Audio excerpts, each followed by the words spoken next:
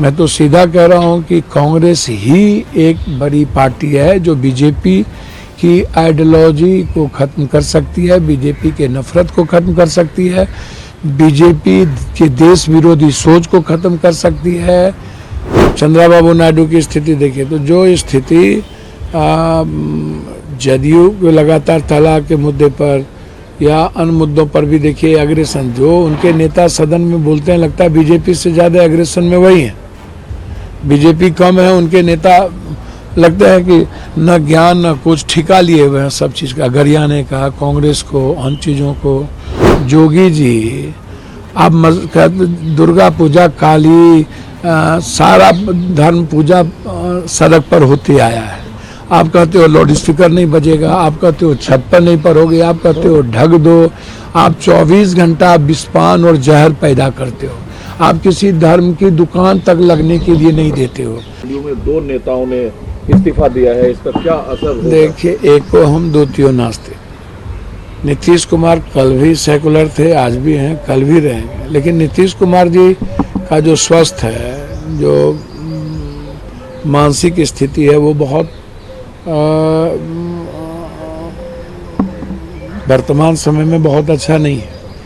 और नीतीश कुमार के दल में 90% आरक्षण विरोधी लोग हैं, ओबीसी विरोधी लोग हैं, नेता, आदमी नहीं। आदमी तो आरक्षण पक्ष के लोग हैं, लेकिन नेता जो हैं वो ST SC विरोधी हैं, वो अम्बेडकरवादी विरोध के लोग हैं, गांधी विरोधियन लोग हैं। वो बीजेपी के साथ दूध मिश्री के तरह मिले हुए हैं। आप इसको समझिए और इसको समझना होगा आपको। चंद्रबाबू नायडू की स्थिति देखिए तो जो स्थिति जदयू के लगातार तलाक के मुद्दे पर या अन्य मुद्दों पर भी देखिए एग्रेशन, जो उनके नेता सदन में बोलते हैं लगता है बीजेपी से ज़्यादा एग्रेशन में वही है। बीजेपी कम है, उनके नेता लगता है कि न ज्ञान न कुछ ठिका लिए हुए हैं सब चीज़ का, गरियाने का, कांग्रेस को, अन्य चीज़ों को। तो मैं समझता हूँ कि बहुत देर हो रही है और यदि कोई नेता बच भी जाए जदयू में, मुस्लिम या कोई ऐसे लोग, तो आप एक बात समझिए कि इस निर्णय से उन्होंने अपना अंतिम कील ठोक लिया। बीजेपी ने अपना एजेंडा तय कर लिया। आप इसको समझिए, बीजेपी को खत्म करना था चंद्रबाबू नायडू को, तो उनको भी उन्होंने खत्म कर दिया कि अब तुम जाओगे कहाँ। नीतीश कुमार जी को फिनिश करना है। देखिए, जिस दिन वोटिंग होगा बिहार में 5 बजे के बाद नीतीश कुमार जी की जरूरत बीजेपी को नहीं है। लेकिन आप इसको समझिए। नीतीश जी को आप राफ साफ पाक साफ बता रहे हैं, एक पार्टी के मुखिया होने के नाते मेरी बात समझिए ना, मर्जी के बगैर हो गया ये। आपसे आपने नीतीश जी का हर आचरण देखो, सेकुलरिज्म में उन्होंने कभी कंप्रोमाइज किया? मैं ये बात कह रहा हूँ। मैं फिर कह रहा हूँ कि आज नीतीश जी व्यक्तिगत तौर पर एज ए मैन आज भी वो सेकुलर है, मैं उस पर सवाल खड़ा नहीं कर सकता। लेकिन जो स्थिति है, अब नीतीश कुमार जी के हाथ में जदयू नहीं है। आप समझिए, जदयू कहीं और शिफ्ट कर चुका है, जो बीजेपी की पूरी आइडियोलॉजी उनके साथ है। ये जो दो नेता इस्तीफा दिया है, भैया ये तो लेट आए, ये तो लेट आए, बहुत देर हो गया, दुरुस्त आए। लेकिन मैं कह रहा हूँ कि एक भी ऐसे लोग जो EBC के हैं, जो OBC के हैं, जो माइनॉरिटीज के हैं, जो बुद्धवादी और अंबेडकरवादी सोच के हैं, उनको जदयू में अब रहने का कोई जगह नहीं है, क्योंकि वहाँ कंप्लीट रूप से आरक्षण विरोधी लोग, वहाँ पर कंप्लीट रूप से जाति जनगणना विरोधी लोगों का कब्जा हो चुका है। नीतीश कुमार जी अब जो EBC के बड़े नेता हमारे हैं, अब वहाँ EBC की बात होती ही नहीं है। वहाँ बात बस सिर्फ बीजेपी की होती है, बीजेपी आइडियोलॉजी की होती है। इसको आप समझ लीजिए। ये जो लोग इस्तीफा देने का, कांग्रेस है वहाँ, RJD है वहाँ, तो क्या इन पार्टियों को? मैं तो चाहूंगा कि देखें, कांग्रेस के अलावा कोई रास्ता नहीं है। यदि आप जदयू के जो लोग हैं, उनकी मेंटेलिटी और मानसिकता RJD टाइप के विचार सोच के नहीं है, विचारधारा के नहीं है, वो कांग्रेस आइडियोलॉजी के साथ ही उनका जगह है। तो आप सीधा कह रहे हैं ना, जो जेडीयू छोड़ रहा है वो कांग्रेस आए, आरजेडी ना जाए।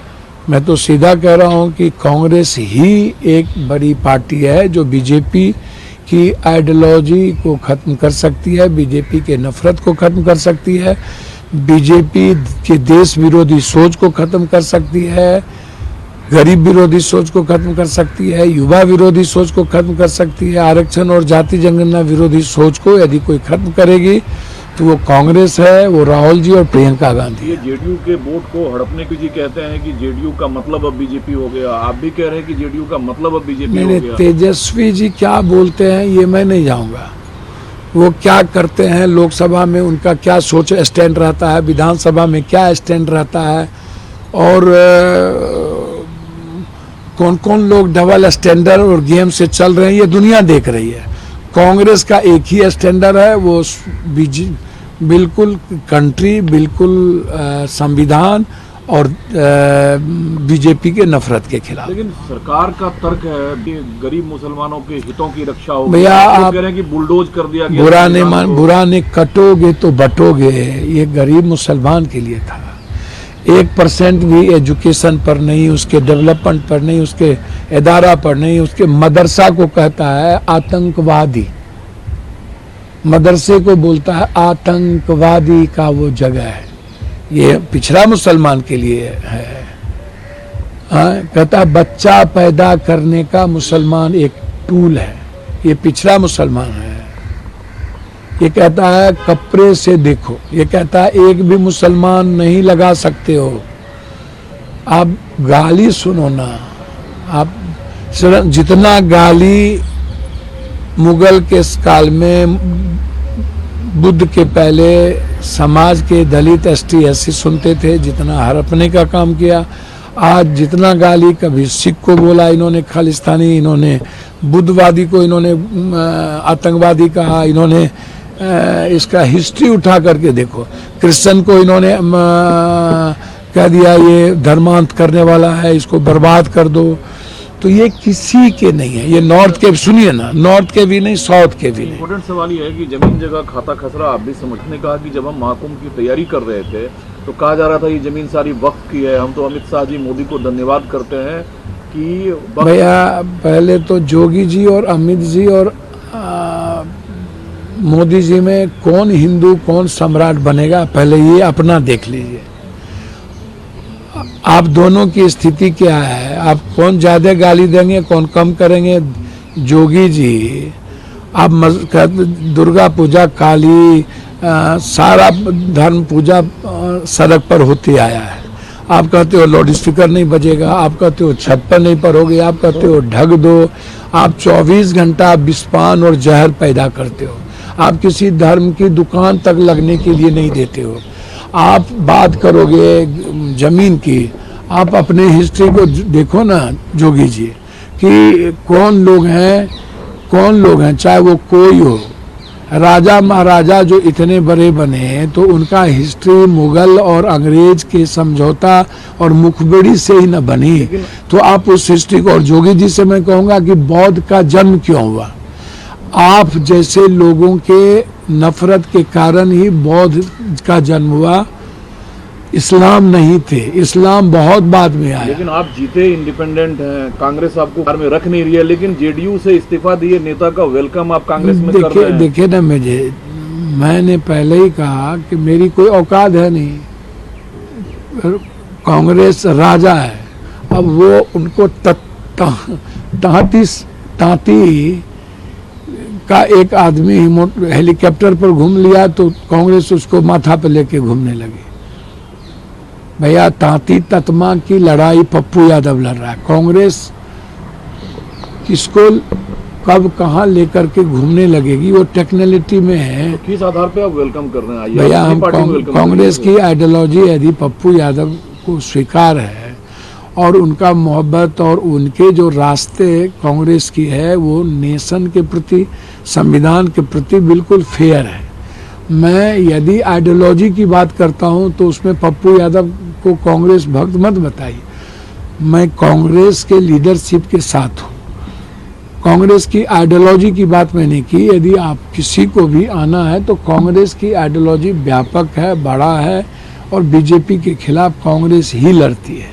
तो इसीलिए मैंने कहा क्षेत्रीय पार्टी तो कभी समझौता कर लेती है, कभी लोकसभा में कोई कैरेक्टर हो जाता है, विधानसभा में कोई कैरेक्टर हो जाता है, कभी चुप हो जाते हैं, कभी एनआरसी में चुप हो जाएंगे, कभी किसी मुद्दों पे चुप हो जाएंगे। लाइन है आपके हिसाब से कि नीतीश कुमार पर्सनली सेकुलर है, विरोधी है? नीतीश कुमार रियल में सेकुलर छवि के हैं, और मैं जो मानता हूं, और उनकी बीमारी मना स्थिति इस तरह हो गई है कि नीतीश कुमार जी का निर्णय अब 90% पार्टी बीजेपी पक्ष में या मुस्लिम विरोधी नहीं है। पार्टी में जो नेता लोग हैं वो बीजेपी के दूध मिश्री की तरह एक हो चुके हैं, और सबकी ईडी सीबीआई का पूरा कुंडली बीजेपी के पास है। 90% जदयू के नेता बीजेपी विचारधारा के साथ हैं।